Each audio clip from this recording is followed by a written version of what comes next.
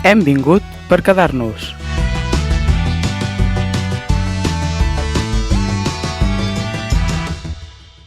Us donem la benvinguda a un nou programa de l'Hem vingut per quedar-nos, un programa 100% dedicat als equips femenins i a les esportistes de Catalunya.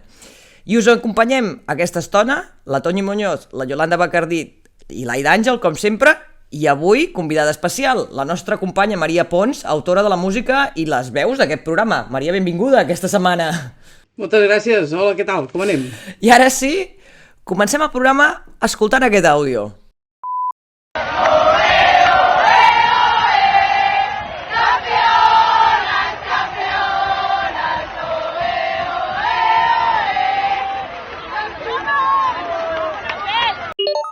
Doncs ara ho sentíem, comencem el programa amb una doble celebració, perquè el Barça de futbol s'ha proclamat campió de la Lliga F 2023-2024 i es converteix en la 9ª lliga de la història del Barça femení i 5ª consecutiva. I també destaquem el títol de la Copa de la Reina de waterpolo, que ara taparà a mans del Sant Andreu. Primer títol de la seva història. Analitzem primer els dos partits del campionat de la Lliga F. Les blaugranes aquesta setmana han tingut doble cita. Primer, jugant dimecres passat contra el Madrid CFF i després jugant dissabte contra el Granada, en la que era la primera ocasió de convertir-se matemàticament en campiones de Lliga, i així va ser, no ho van pas desaprofitar. El partit contra el Madrid CFF va acabar amb una golejada a favor de les catalanes per 8-0, amb gols d'Alexia, Mariona, Pina, Vicky, Brooks, Torrejón, en aquest cas per partida doble, i Dona Batlle, ben repartit. En aquest partit, Patri va celebrar els 300 partits com a blaugrana i a l'inici es va fer el passadís per part dels dos equips a l'equip filial blaugrana, flamant campió de la primera federació, a la segona esglau femení del futbol estatal. I aquest dissabte el Barça es convertia campió de Lliga en guanyar 1-4 al Granada amb 2 gols de Rolfo, un d'ells de penal, i gol de Brons i Graham Hansen. I per part del Granada, gol de Laura Pérez, també de penal. Comentem breument els dos partits i passem a valorar el títol de Lliga, si us sembla, ja que en aconseguir un títol hem de parlar més de la globalitat. Sí, en principi el partit del Madrid CF no era per aquest resultat tan avoltant, no? Perquè el Madrid CF, que era 5è a la classificació, a 2 punts de zona Champions, es jugava també el seu, però al final, a part de l'encert que va tenir el Barça, no, a la primera part, amb el 5-0 aquest, en els 45 minuts, jo crec que el Madrid CF també va fer moltes rotacions i reservar titulars perquè igual aquest partit ja el donava una mica com perdut i es reservava pels altres, no? Tot i així vaig veure un Madrid CF no molt intens i el superencert del Barça amb destacar que van marcar 7 golejadores diferents i 2 gols de la Marta Torrejón, i amb un domini total del Barça, evidentment. Jo he de dir que aquest partit, ja que l'has introduït així com separat, és curiós perquè és d'aquests de golejades de 8-0, però és d'aquells partits que jo m'avorreixo. En canvi, sí, vinga, va, un mes, però no veus res especial. Vull dir, és massa fàcil. I en canvi, a la tornada de la Champions, mira, només va ser un resultat molt més curt, però jo m'ho vaig passar molt més bé. És que t'ho anava a dir, clar, veure aquest partit del 8-0 després de venir de l'emocionant, no? Clar. La tornada a les semifinals contra el Chelsea, que va haver-hi de tot, la vermella, el penal, el no sé què, saps? I que et jugues la classificació per una final, doncs clar, no, d'emoció cap. És la Lliga F que tenim. Sí, sí. I el Granada, doncs mira, l'equip que porta el Roger Lamesa, que ho hem comentat moltes vegades, no? El català, exentrenador de l'AEM, Lleida. Per cert que dissabte van jugar a l'anada de la primera semifinal de l'ascens a primera divisió entre l'AEM Lleida i l'Espanyol femení, la segona categoria. Va guanyar l'Espanyol 0-2. Ara la tornada la faran el pròxim cap de setmana al camp de l'Espanyol i després el que guanyi jugarà la final per l'ascens amb l'altre guanyador. I bé, que l'equip del Roger Lamesa s'ha vingut a dalt, no? Ha fet uns números dels últims partits. Jo el vaig veure molt consistent en defensa, tot i així també, 0-3 al minut 38, no? Amb els gols de la Rolfo, la Brons i la Graham. Van tornar a veure la Rolfo i la Ona per la mateixa banda. Correcte. I Alexia de titular, no? Un teòric 11 titular. Donava descans a les altres teòriques titulars. I bé, MVP de la Rolfo, amb aquestes 2 assistències, no? I el gol. I res, doncs campions de Lliga i a celebrar-ho. A veure, jo el que m'ha agradat veure d'aquests 2 últims partits, quan ja se sap que vas a la final i que d'allò, bueno, clar, a partir de les rotacions, totes les jovenetes, diguéssim, totes les que també estan al B, no? O sigui, han guanyat la Lliga i han guanyat la Lliga, o sigui, han guanyat les 2 lligues, no? N'hi ha algunes, vull dir que això és per aplaudir-ho. Sí, molts caps de setmana doblaven. Anaven amb el primer equip el dissabte i el diumenge amb el B. Correcte, llavors... Tot i així, és una càrrega logística de físic i també mental d'estar distribuïdes. Sí, correcte, sí. O sigui, que això que fa és que em dona una tranquil·litat de cara al futur que flipo, no? O sigui, el que m'agrada molt d'aquest entrenador des de que hi és que sempre ha comptat amb totes i sempre ha tingut a totes enxufades, tant les que se suposa que hi han de ser com les que no. I això fa que quan hi ha hagut lesions, vaja, jo no ho he notat en cap moment, ni en la manera de jugar, ni en les golejades, ni en... Bueno, sobretot, clar... Però és la fórmula que els hi diem als entrenadors, no? És a llarg plaç, de que al final has de fer rotacions amb el volum de partits que tens, els compromisos de seleccions, i sort que tenim, o sort o desgràcia, no? Tenim aquesta Lliga F, que al final ha pogut rotar molt amb els del B, saps? I que han respost molt bé les del B, no? Sí. Que a llarg termini et surt a compte no tenir un 11 titular i poder motivar totes per lesions, per descans de jugadores, per motivació i per també motivació a les del filial, no? Per veure com responen en una primera divisió. Sí. De fet, ja esteu responent la següent pregunta que tenia preparada per vosaltres, que és que si valorem la temporada, que ja heu començat a valorar-la, un nou títol de Lliga a la 5a consecutiva ja diu molt, no?, això de l'equip. Bueno, he introduït això perquè seguiu comentant el...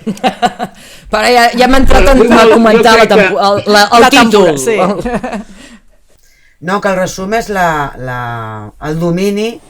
el domini total del Barça en aquests últims, que podríem dir, 5-7 anys, perquè són 5 consecutives, però que no és més que el reflexe de l'aposta que va fer el Barça el 2015-2016 en la secció, no?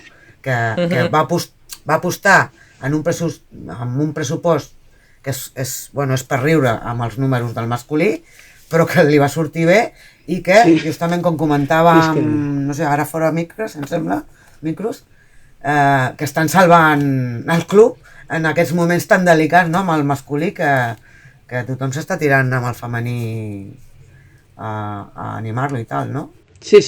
Jo, de fet, hi ha una frase que sempre tinc unes ganes de dir-la, que és que n'aprenguin. Que ja sabem tots de qui és la frase, no? Pues que n'aprenguin també. No sé, vaja. Que sí que té molt de mèrit el 5 lligues consecutives. És el mèrit, clar, evidentment, del Barça, perquè si no hagués treballat per professionalitzar la secció fins a tal punt que tenim ara aquests resultats, no? Clar, això no hagués passat així, suposo, no? Però també és molt de mèrit de tots els altres clubs que... No estan apostant el que s'hauria d'apostar i el nivell és el que és. Correcte. I fins i tot això, si compares pressupostos, dins del Barça també passa. Però bueno, això és un altre tema, no? Bé, però com a mínim, sí, hi ha hagut aquesta aposta real i de creure-s'ho i, bueno, ara falta... Clar, si tinguéssim una federació que treballés, no? En tot cas, ha fet una aposta i com a mínim els números els acompanyen. Correcte. Vull dir, en el fons ara estem amb aquesta celebració de títol, diguem-ne, més enllà del propi títol del Barça, estem veient que si s'inverteix aconsegueixen resultats. Correcte, i ara tenim la prova, o sigui, ara no es poden dir, no, clar, és que això és una utopia, no, perdona? Bueno, ho segueixen dient. Tots els vídeos... Ho segueixen dient que el femení no ven, ho segueixen dient, perquè després ten l'altra part, que és el rival directe de tota la vida, no, el Real Madrid, que sí que ha apostat, no té el pressupost dels 11 milions del Barça, però igual té 10, però no és una aposta real, perquè a nivell d'estructura, a nivell de recursos i tot això, no és una aposta real. No sabem res de les relacions que passen al Real Madrid, no hi ha aquest community manager que, saps? I el pressupost, o sigui, s'han gastat calés, perquè han fitxat jugadores pagant, que la diferència de pressupost no està, em sembla que era el quart o el cinquè pressupost d'Europa, el del Real Madrid. Però no sé si ho gasten els tècnics o no sé. Ja que estàveu parlant del tema pressupost i de l'aposta real o no per l'equip de futbol, només cal mirar els números com estan els classificats, i és que entre el primer i el segon, que és el Real Madrid, el Barça li treu més de 10 punts, però és que el Madrid, respecte al tercer, que és l'Atlètic de Madrid, també hi ha 10 punts més, com a mínim. Llavors ja sí que els següents ja sí que estan més enganxats a punts, però és que només amb aquesta diferència de punts ja et diu molt de la inversió que hi ha al darrere o no, i de l'aposta que hi ha al darrere o no. Sí, però jo crec que una cosa és l'aposta que tu puguis fer a nivell econòmic, no? Que si només ho mesurem així, mira el Madrid, vull dir, no és una aposta real.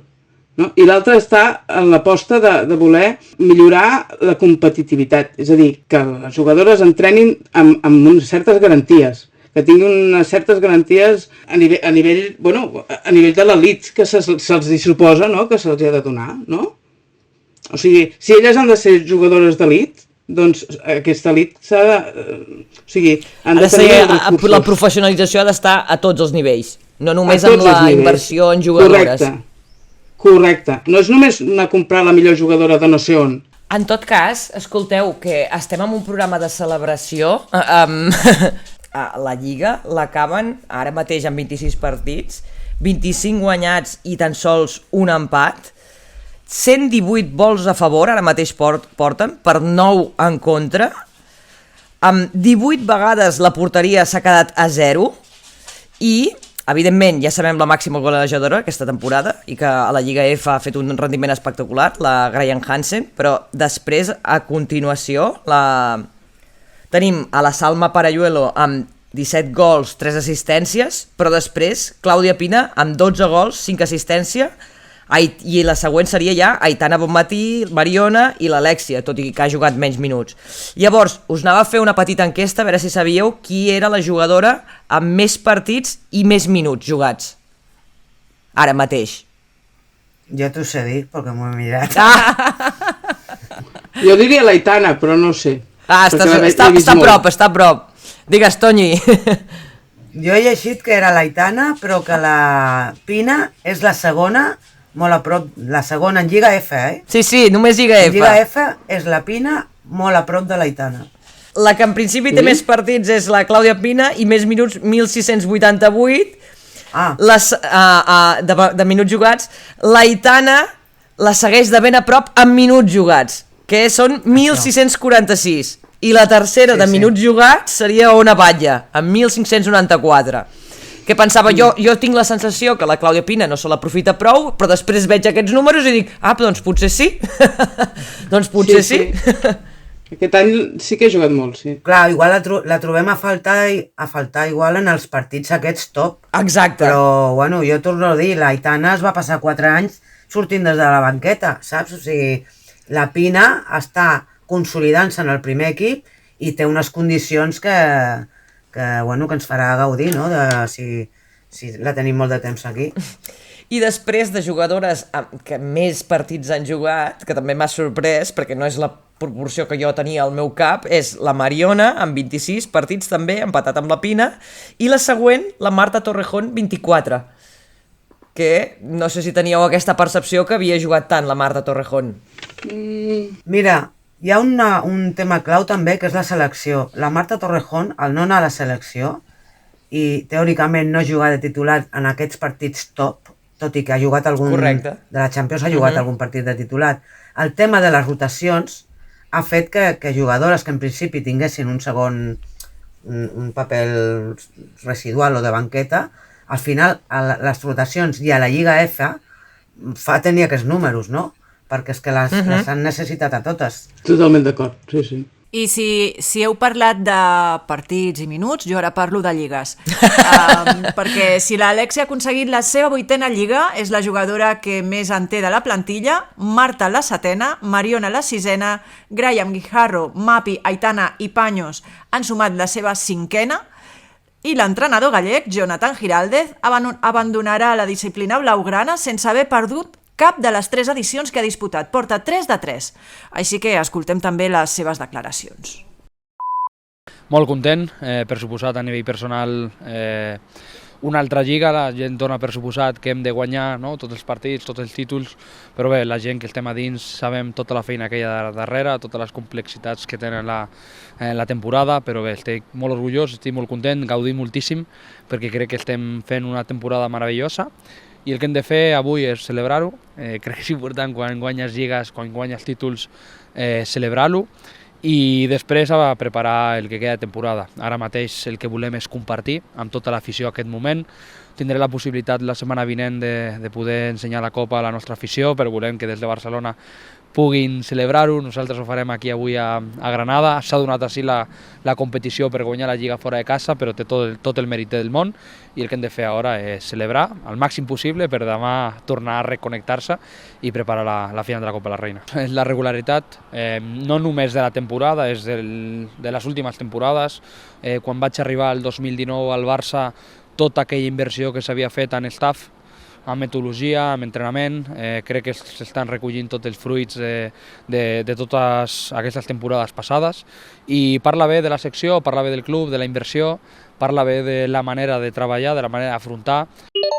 Bons números per Giraldez, no? A veure... De fet, el propi Jonathan Giraldez, a banda dels seus números, que ara dirà la Toñi, mira, ha comentat el tema inversió que estàvem comentant fa un moment. Sí, sí, exacte. Digues, Toñi.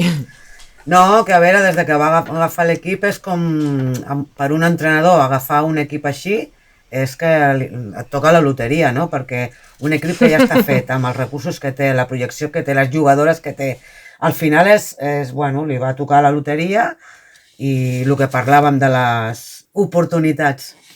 I vinc a dir que no tothom té aquesta oportunitat.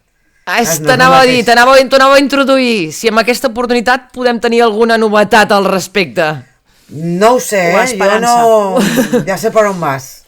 Jo sé, l'únic que sabem és que la Natàlia Arroyo no renovarà amb la Real Societat de mutu acord, i que, clar, evidentment, oficialment no sabem res de l'entrenador de l'any que ve del Barça femení, el segon, el tercer... Tot i que ja vam fer un programa en què s'havia filtrat la figura de qui havia de ser l'entrenador, però vaja, com que sona això... oportunitats, no? Correcte. La Natàlia queda lliure, no ha dit res d'on va. L'altra pista. Va treballar amb el Bar Vives a la federació, o sigui que es coneixen. Experiència té a la Lliga F. Ara ja no sé què més es necessita per tenir aquesta oportunitat. I l'estil de joc... Exacte. I conèixer el club també ho té. Sí, que no serà desconegut per ella. Que té condicions, però... Falta l'oportunitat, no? Exacte. Crec que ha quedat força clar pels comentaris que hem fet que nosaltres seríem pro Natàlia en el programa. Sí. Home, i tant. Ara ja, aquest divendres vinent, hi ha partit al Johan a 8:45 del vespre contra l'Atlètic Club de Bilbao, on es farà, com ha dit el Jonathan Giraldez, es farà la celebració del títol amb l'afició. I tanquem aquest primer apartat de futbol parlant de l'altre equip català de la Lliga F, el Llevant Les Planes, que aquest diumenge s'enfrontava contra el cuer de la competició, l'Sporting de Huelva, i és un partit que va acabar 1-2 amb gols de Lahmari i Laura Martínez per part del Llevant i Patri Ojeda per part de l'Sporting. Amb aquest resultat, combinat amb la derrota del Villarreal, surt de la zona de descens. Com ho veiem, això? Home, en principi, bona notícia pel Llevant Les Planes per aquesta combinació de resultats, però a veure si és suficient, perquè el calendari no el té massa bé. Queden encara uns quants partits. Sí. Era un partit de sí o sí, perquè l'Sporting Huelva està descendit ja. També va perdre la setmana passada amb el Betis. Ostres, si diumenge no sumaven els 3 punts, era com que no es mereixien estar primera. I m'ha semblat això, que s'ha donat una mica conservador, ja pensant més en a veure, anem a assegurar una miqueta, no tenir aquests errors, i de fet ja porten... Anem a assegurar 3 punts. De fet ja porten 2 partits posant-se per davant al marcador, i aquesta vegada 0-2 al minut 77, que ha sigut suficient per tot i el 1-2 al minut 88, no? Bé, doncs 3 punts molt importants i esperem sorpresa, perquè li toca el calendari dels de dalt, Levante, l'Atlètic de Madrid i la Real Societat, o que guanyin els 3 punts contra el València a casa del València. I ara sí, passem a parlar de la Copa de la Reina de waterpolo que va guanyar el Sant Andreu en un enfrontament amb l'Astralpool Sabadell, amb un resultat de 13-12, primer títol de la història de la secció femenina de waterpolo i amb una remuntada èpica, Déu-n'hi-do al Sant Andreu. Doncs sí, la veritat és que el Sabadell va anar per davant al marcador durant tot el partit, però podríem dir que va ser en els últims 8 minuts, que anaven 9-11 a favor de les sabadellenques, que el Sant Andreu va anar anotant fins a obtenir la victòria al final del partit. Moltes felicitats al Sant Andreu pel seu primer títol, I tant. Vinga, i tenim una altra bona notícia. A la primera de futbol sala Iberdrola, partit espectacular de l'Escort Subaé amb una victòria històrica, 6-4 davant les líders, el Pescados, Rubén Burela, imbatudes fins avui. Pam! Gols per part de les jugadores de l'Escort, de Laura Oliva, Marta González, Laia Rojo i els 3 gols finals de Lucía Gómez. Els 4 gols de l'equip del Burela van ser marcats tots per la Irene Samper. Ara les barcelonines van descenes en la classificació a 3 jornades per acabar la Lliga, en la permanència matemàticament ja aconseguida, no? I seguim amb els play-off de la Lliga Femenina Endesa de bàsquet. Doble partit aquesta setmana pels equips que enfrontaven les semifinals. Dijous a Fontejau, partit magnífic de l'Espar Girona que va guanyar 73-61 al Perfumeries Avenides. Un partit que segurament poca gent imaginava, i més després d'una primera part en què el Perfumeries estava constantment per davant al marcador. I un Girona que va poder reduir a la mínima la diferència, però no suficient com per acabar neutralitzant les rivals. Ara, en la segona part, quan semblava que les salamantines tenien el control del partit, es va capgirar tot. Les de Roberto Íñiguez guanyaven en defensa, va semblar que canviava la seva mentalitat i van aprofitar el joc interior per alimentar el marcador, amb una diferència notable. Però sí, doncs aquests 12 punts de diferència els donava un clar avantatge per al partit de tornada de diumenge a Salamanca, però realment no va servir de gaire aquest espectacular partit que van fer. No, és una llàstima. Les gironines van perdre 82-51 a la tornada de les semifinals, donant el passi a l'avenida per la final. I així s'ha acabat, diguem-ne, la temporada per l'Uni. Però tenim una bona notícia pel que fa al bàsquet, i és que, ho comentàvem la setmana passada, finalment tindrem 4 equips catalans a la Lliga Femenina Endesa, gràcies a que la Penya va guanyar l'Estepona 55-64 en la final del play-off d'ascens. Així que felicitem el Joventut de Badalona des d'aquí. I en l'hoquei Lliga Iberdrola, aquesta setmana passada es van jugar 2 jornades consecutives, el dimecres 1 de maig, la 23a, i dissabte passat, la 24. De la jornada 23 destaquem la victòria dels 3 primers classificats, 7-1 el Generali Palau contra les Rozas, 7-0 l'Esneca Fraga contra l'Alcobendas i 3-2 el Telecable contra el líder Grip Mataró. I en la jornada 24 tampoc fallen els 4 primers classificats, victòries pel Generali Palau, el Telecable, l'Esneca Fraga i el Vilassana Cop d'Ivars. Per sota, derrota de l'Alcobendas, que tanca la classificació, i l'Iguala de penúltim, ja matemàticament equip de la segona categoria. I la lluita per evitar l'última plaça de descens està entre les Rozas i el Bembibre, que precisament s'enfrontaran en la propera jornada. En rugbi es va reprendre la Lliga Iberdrola, que es troba en els partits de quarts de final de l'última fase, i on es troben els 2 equips catalans que van guanyar la jornada. El Club de Rugbi Sant Cugat guanyava 26-17 al Genova Cocos Rugbi i l'ABR Futbol Club Barcelona, que s'enfrontava al Club de Rugbi El Salvador, guanya 23-25. Per tant, tots 2 equips passen a les semifinals, tot i que encara no tenim data pels partits. I acabem amb l'handbol i parlem de la Lliga Guerreres Iberdrola, en què el CAC Sec Granollers es troba actualment en la lluita per les places de la 5a a la 8a posició. En el primer encontre contra el Caja Rural Aula Valladolid, les de Granollers van perdre 27-34. I és que, com el propi entrenador Robert Cuesta va comentar després del partit, han estat un equip a ratges i que jugant així no poden guanyar cap rival d'aquesta lliga. Ara estan disposades a fer autocrítica i preparar la Copa de la Reina, que es jugarà el proper cap de setmana a Sant Sebastià.